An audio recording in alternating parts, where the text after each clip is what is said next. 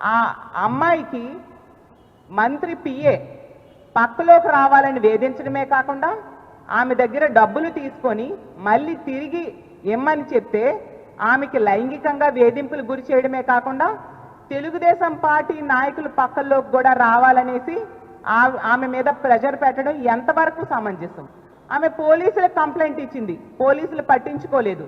ఎందుకంటే మంత్రి గారి పిఏకి మంత్రి గారి అండుంది కాబట్టి పోలీసులు పట్టించుకోలేదు. పోనీ మంత్రి గారికి కంప్లైంట్ ఇచ్చింది, ఆవిడైనా పట్టించుకున్నారంటే పట్టించుకోలేదు సరికదా.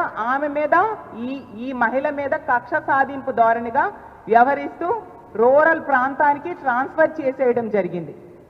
అసలు నిజంగా ఎంత సిగ్గు చేటు ఒక మహిళ ఉండి ఆవిడ ఈ విధంగా ప్రవర్తించడం. సంధ్యారాణి గారు, మిమ్మల్ని అడుగుతున్నాను, మాట్లాడితే ఉపన్యాసాలు ఇస్తారు మైకుల ముందుకొచ్చి, ఇదేనా మీ సభ్యతా సంస్కారం? మీ పార్టీ ఇదేనా మీకు నేర్పించింది అని అడుగుతున్నాను.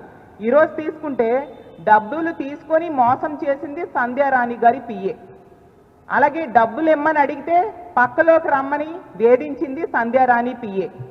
అలాగే తీసుకుంటే లొంగలేదని సాలూరు నుంచి గుమ్మలక్ష్మీపురంకి బదిలీ చేయించింది సంధ్యారాణి పిఏ.